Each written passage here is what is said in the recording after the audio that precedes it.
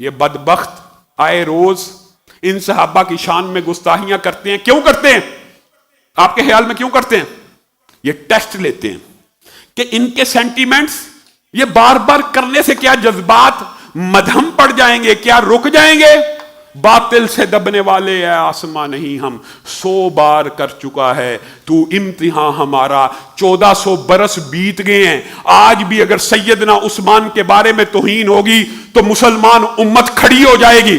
1400 برس تم نے آزما کے دیکھ نہیں لیا، ابھی چاہتے ہو ٹیسٹ کرنا تو ٹیسٹ کر لو. آج پاکستان کی ہر مسجد میں اس ملعون کے خلاف آواز کو اٹھایا جا رہا ہے. اہل سنت کے تمام اکابر علماء، چاہے بریلوی ہوں، چاہے دیوبندی ہوں، چاہے اہل حدیث، اور دکھ اس بات کا یہ یاسین قادری اپنے آپ کو اہل سنت کا نمائندہ کہتا ہے.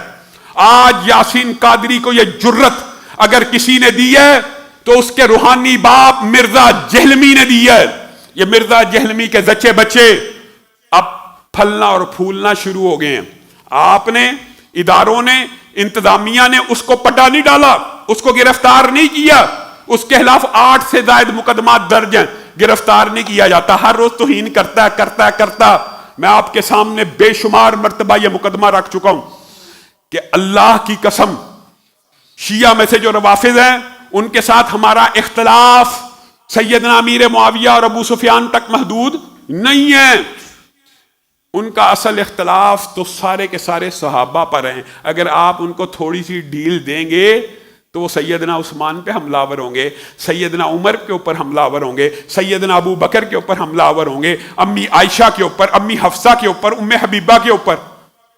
آج بات کھل گئی ہے کہ نہیں کھلی؟ یہ اپنے آپ کو شیعہ نہیں کہتا، یہ اپنے آپ کو رافضی نہیں کہتا، یہ اپنے آپ کو اہل سنت کا نمائندہ کہتا ہے. اور سیدنا عثمان کے بارے میں توہین کرتا ہے، پرچہ درج ہو چکا ہے. لیکن اب ہم نے صرف پرچے درج کرانے تک نہیں رہنا، پرچہ مرزا جہلمی کے اوپر بھی درج ہوا ہے. گرفتار کیوں نہیں کیا جاتا؟ میں اداروں سے آج یہ پوچھنا چاہتا ہوں کہ آپ ایک ایسا سیل نہیں بنا سکتے جو توہین مقدسات کے اوپر کام کرے؟ آپ صرف مسلمانوں کے احتجاج دیکھنا چاہتے ہیں، ہماری نبض کو ٹٹولنا چاہتے ہیں. اللہ کی قسم اگر آپ کا ارادہ یہ ہے کہ آپ دیکھیں کہ جس موقع کے اوپر احتجاج ہوتا ہے صرف اس پہ ایکشن لینا ہے تو انشاءاللہ پاکستان کے تمام اہل سنت 1 مرتبہ نہیں، 10 مرتبہ نہیں، 1000 مرتبہ توہین ہوگی تو 1000 مرتبہ احتجاج کر کے دکھائیں گے. وعدہ کریں، ہاتھ اٹھا کر احتجاج کر کے دکھائیں گے انشاءاللہ. آپ نے کیا سمجھ لیا کہ صحابہ کے بارے میں جس بدبخت کی زبان جو زبان درازی کرنا چاہے کر لے، اور بکواس کرتے ہوئے کہتے ہیں رضی اللہ کا ٹائٹل تو اللہ نے دیا ہے. جب اللہ نے رضی اللہ کا ٹائٹل دے دیا اس کے بعد لیکن کا جو لفظ ہے اس کے اوپر بھی تف ہے. رضی اللہ تو ہیں لیکن کا مطلب یہ ہے اللہ تو راضی ہے لیکن تو بدبخت ان کے اوپر راضی نہیں ہے. مرزا جہلمی کو اور اس کو یاسین قادری کو فل-فور گرفتار کیا جائے. اور میں حیران ہوتا ہوں مقدمہ، اچھا قانون حرکت میں آئے، آئین حرکت میں آئے، یہ مطالبہ غیر قانونی ہے. سبحان اللہ. ہم اگر مطالبہ اہل سنت کرتے ہیں کہ قانون حرکت میں آئے، آئین حرکت میں آئے، یہ جی غیر قانونی غیر آئینی مطالبہ. اللہ کے بندو، ہم نے عوام کے جذبات کو روکا ہوا ہے. ہم قانون ہاتھ میں لینا نہیں چاہتے، ہم آئین ہاتھ میں لینا نہیں چاہتے، ورنہ یہ جذبات موجود ہیں. مرزا جہلمی کی مرتبہ افضل قادری صاحب نے فتویٰ دیا تھا کہ نہیں تھا دیا؟ جذبات موجود تھے نا. لیکن پھر بھی ہم نے کہا نہیں، قانون اور آئین کے تحت اس کو سزا ملنی چاہیے. لیکن پھر ہمارا آپ کے اوپر سے اعتماد اٹھ جاتا ہے کہ جب ہم آپ سے مطالبہ کرتے ہیں قانون اور آئین کے مطابق سزا دیجیے، آپ وہ بھی نہیں دیتے، آپ ان کو پکڑتے بھی نہیں، اس کو گرفتار بھی نہیں کیا.